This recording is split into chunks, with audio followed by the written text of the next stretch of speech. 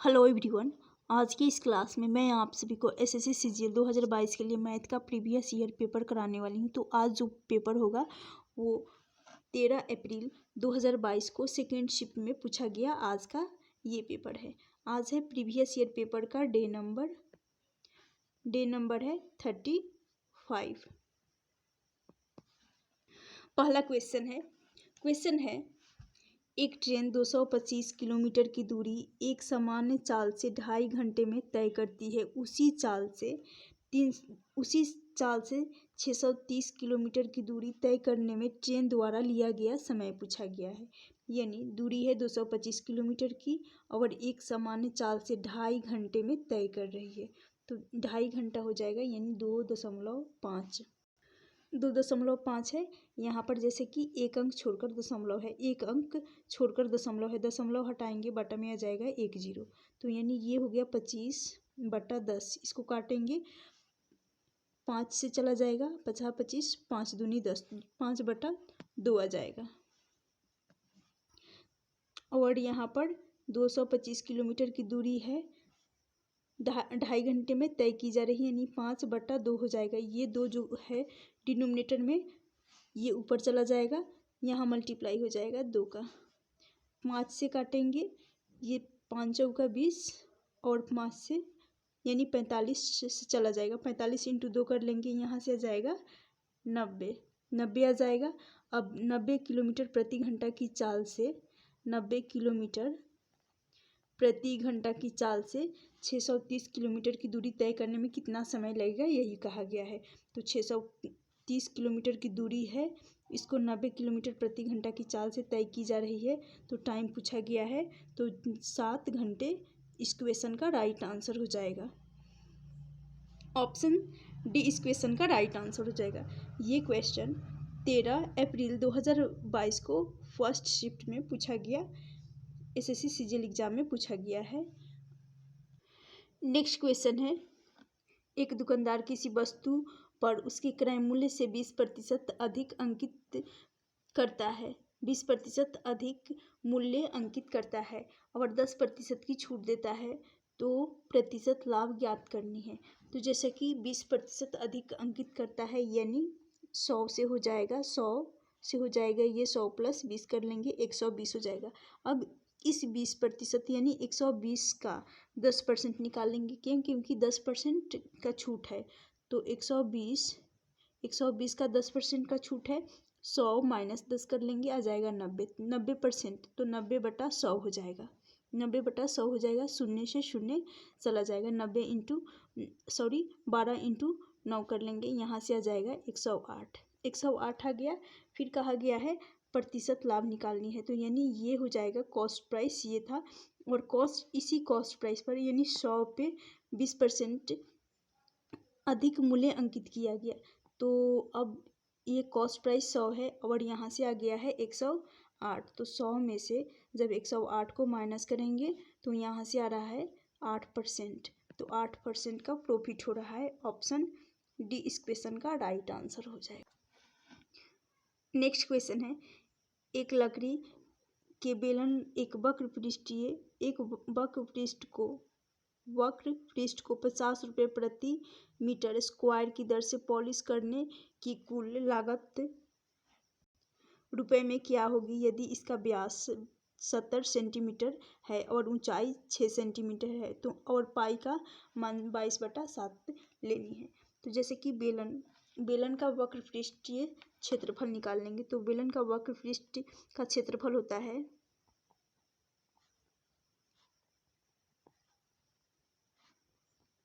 पृष्ठ का क्षेत्रफल 2πr/h होता है, 2πr/h होता है। तो यहाँ से आ जाएगा 2 गुना पाई का मान 22/7 रखेंगे, यहाँ से जब डायमीटर व्यास है 70 सेंटीमीटर, तो रेडियस व्यास का आधा हो जाता है, यानी 35 सेंटीमीटर हो जाएगा, और ऊंचाई जो कि दे रखी है 6 सेंटीमीटर, तो यहाँ पर रेडियस जो कि 35 हो जाएगा और ऊंचाई 6 सेंटीमीटर हो जाएगा। 7 से काटेंगे, 7 × 5 = 35, 5 से चला जाएगा, यहाँ से 22 × 2 कर लेंगे 44, 44 × 5 कर लेंगे 44, 44 गुना 5, 44 गुना 5 इंटू 6 करेंगे तो यहाँ से आ जाएगा 30। 44 इंटू 30 करना होगा तो यानी 0 हो जाएगा। 4 तिया 12, 4 तिया 12 और 1 13, यानी इस क्वेश्चन का। फिर इस 1320 में 50 रुपये प्रति मीटर स्क्वायर की दर से पॉलिश करने का कुल लागत यानी खर्च हो रहा है।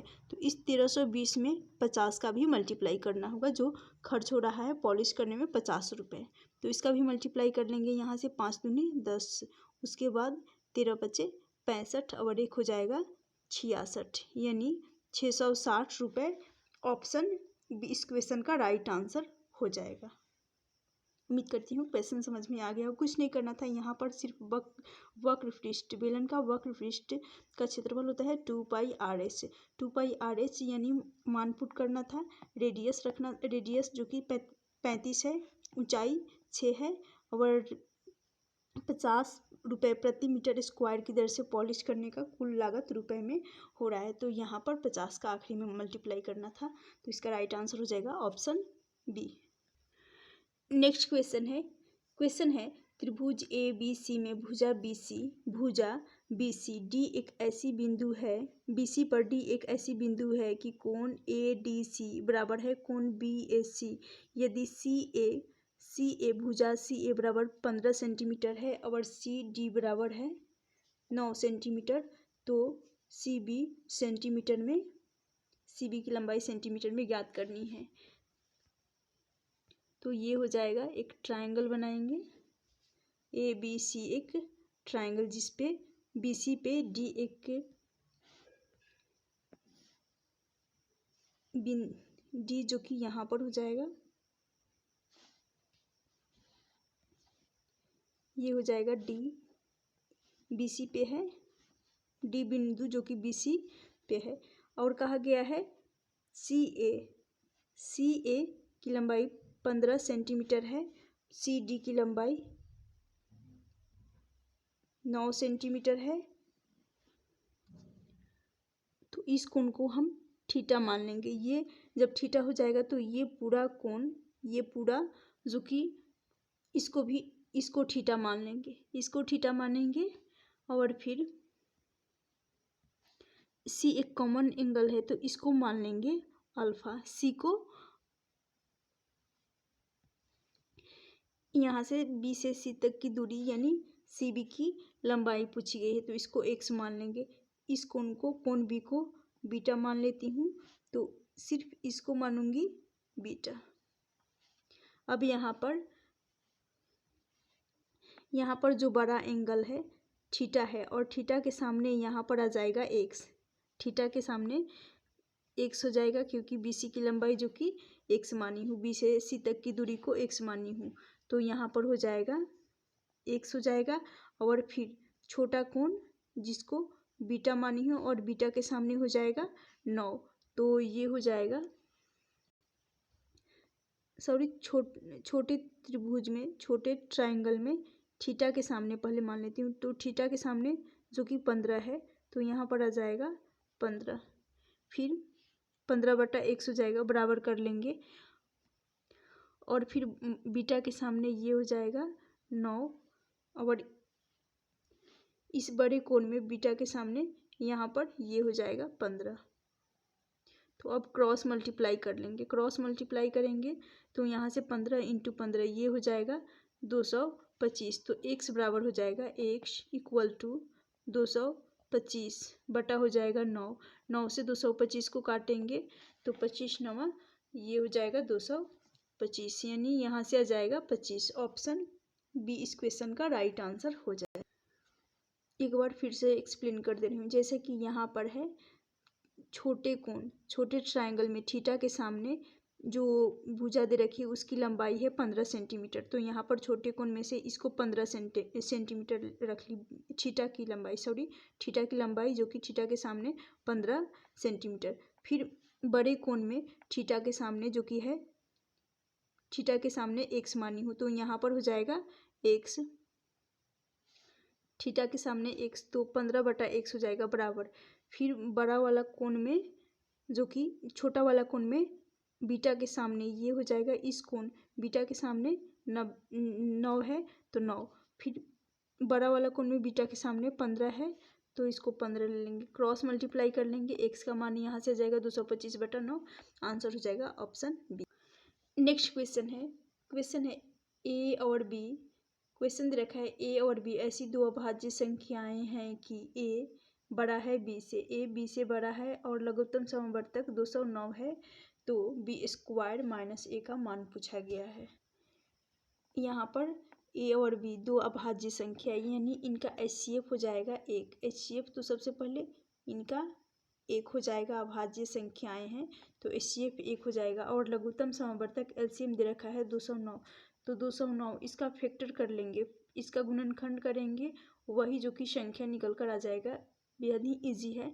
तो इसका फैक्टर करेंगे 11 से चला जाएगा, 11 एकम 11, 11 इंटू 9 कर लेंगे यानी 19 और 11 फैक्टर आ रहा है, लेकिन कहा गया है ए बी से बड़ा है, तो ए का मान रखेंगे 19 तो बी का मान रखेंगे 11, फिर बी स्क्वायर माइनस ए है तो बी जो कि है 11, इसका स्क्वायर कर लेंगे माइनस 19 रखेंगे, 121 हो जाएगा, बी का स्क्वायर माइनस 19 कर लेंगे तो यहाँ से आ जाएगा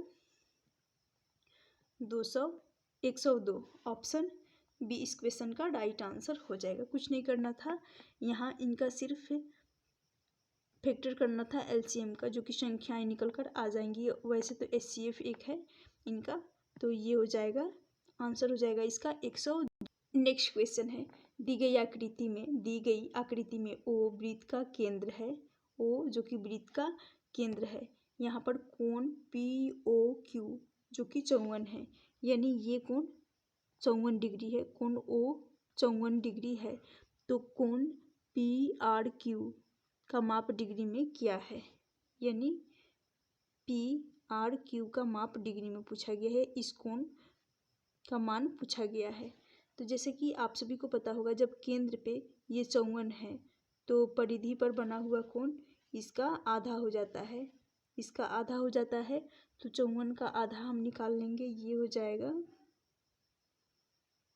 27, तो ये कोण परिधि पर बना कोण इसका केंद्र पर बना कोण का आधा होता है, यानी कहने का मतलब परिधि पर जो कोण बनता है वो केंद्र पर बने हुए कोण का आधा होता है। जब ये 27 डिग्री हो गया परिधि पर बना कोण, तो यहाँ पर चक्रीय चतुर्भुज बन रहा है, चक्रीय चतुर्भुज बन रहा है, तो चक्रीय चतुर्भुज में आमने सामने के कोणों का योग 180 होना चाहिए, यानी ये कोण यदि 27 है तो हमें कोण आर निकालनी है, तो कोण आर निकालने के लिए क्या करेंगे, इनके आमने सामने के कोणों का योग 180 होता है, तो इस 180 में से 27 को माइनस कर लेंगे, 27 डिग्री को माइनस करेंगे तो ये हो जाएगा 153, ऑप्शन डी इस क्वेश्चन का राइट आंसर हो जाएगा। उम्मीद करती हूँ क्वेश्चन समझ में आ गया होगा। कुछ नहीं करना था, हमेशा इस बात का ख्याल रखिएगा जब भी यहाँ पर, तो जब भी 54 डिग्री जो कि केंद्र पर बना है तो इसका आधा होता है परिधि पर, आधा होता है परिधि पर, तो ये हो जाएगा 27, राइट। ये जब 27 हो जाएगा तो इसके चक्रीय चतुर्भुज में, चक्रीय चतुर्भुज क्यों बना है, क्योंकि परिधि पर 4 बिंदु जो कि स्थित है, एक बिंदु यहाँ, एक यहाँ, एक यहाँ और एक यहाँ, तो इनके आमने सामने के कोणों का योग, यानी ये 27 है तो यहाँ पर 53 रखेंगे, 153 डिग्री, तब भी ये 180 बन सकता है, तो इनके आमने सामने के कोणों का योग 180 होना चाहिए, 180 डिग्री होना चाहिए, तो ऑप्शन डी इस क्वेश्चन का राइट आंसर हो जाएगा। नेक्स्ट क्वेश्चन है एक टायर में 3 पंक्चर, पहला पंक्चर अकेले 9 मिनट में टायर को पिचका देता है, दूसरा पंक्चर अकेले 18 मिनट में टायर को पिचका देता है, तीसरा पंक्चर अकेले 6 मिनट में टायर को पिचका देता है। यदि हवा एक नियत दर से निकलती है तो सभी पंक्चर टायर को एक साथ मिलकर पिचकाने में कितना समय मिनटों में लेंगे। तो जैसे कि है पहला ले लेंगे जो कि टाइम ले रहा है 9 मिनट का, दूसरा ले रहा है 18 मिनट का समय, और तीसरा ले रहा है 6 मिनट का समय। अब यहाँ पर 9, 18, 6 इन सभी का एलसीएम ले लेंगे, एलसीएम जो कि 18 हो जाएगा, 9 से 2 बार में चला जाएगा, 18 एकम 18, 6 से ये चला जाएगा 3 बार में, अब कहा गया है यदि हवा एक नियत दर से निकलती है तो सभी पंक्चर टायर को एक साथ मिलकर पिचकाने में कितना समय लेंगे, यानी इन तीनों को ऐड करनी होगी। तो ऐड करेंगे तो यहाँ से हो जाएगा 6 आएगा। इस 6 को इस टोटल में भाग दे देंगे तो यहाँ से इसका राइट आंसर हो जाएगा 3 मिनट का समय ले लेगा। तो ऑप्शन डी इस क्वेश्चन का राइट आंसर हो जाएगा। नेक्स्ट क्वेश्चन है, एक वृत्त की जीवाएं ए बी और सी डी वृत्त के बाहर बिंदु पी पर प्रतिच्छेदित, यहाँ पर रहेगा प्रतिच्छेदित करती हैं यदि ए बी बराबर 7 सेंटीमीटर है, सी डी बराबर 1 सेंटीमीटर, पी डी 5 सेंटीमीटर है, तो पी बी की लंबाई सेंटीमीटर में निकालनी है। तो जैसे कि सबसे पहले एक वृत्त बना लेंगे जिसपे ए बी और सी डी वृत्त के बाहर दो बिंदु पर स्पर्श करती हैं। ए बी सी डी दो जीवाएं हैं, तो यहाँ से ए से ये हो जाएगा दो जीवा ए से बी, ए बी और सी डी पी बिंदु पर, तो यहाँ पर हो जाएगा पी बिंदु पे प्रतिच्छेदित कर रही हैं।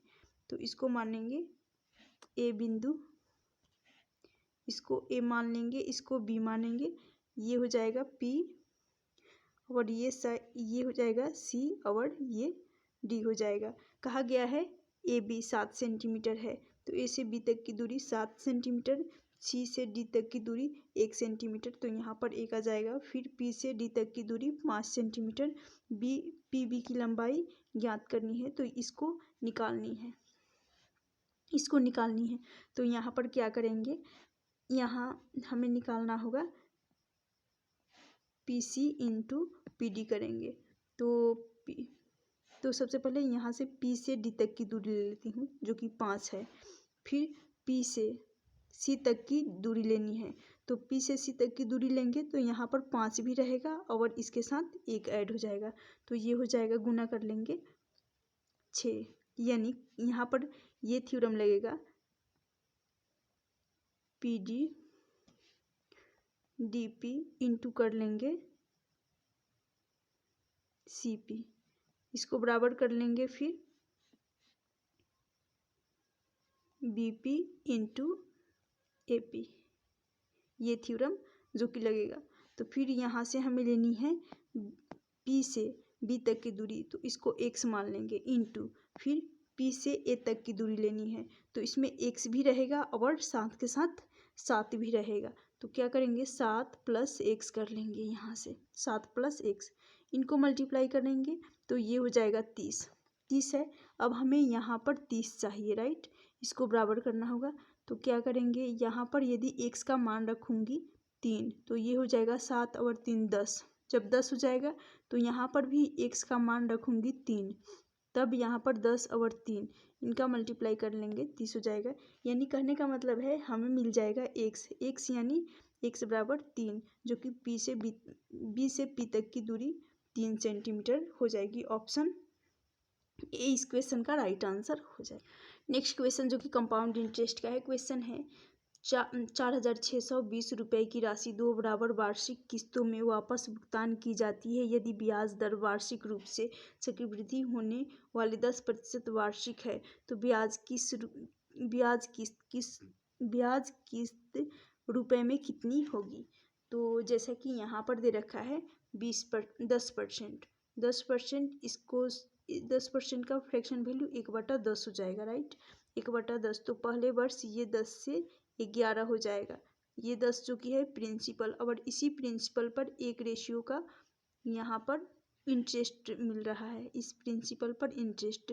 तो जब भी इंटरेस्ट और प्रिंसिपल इन दोनों को ऐड किया जाता है तो अमाउंट यानी मिश्रधन मिलता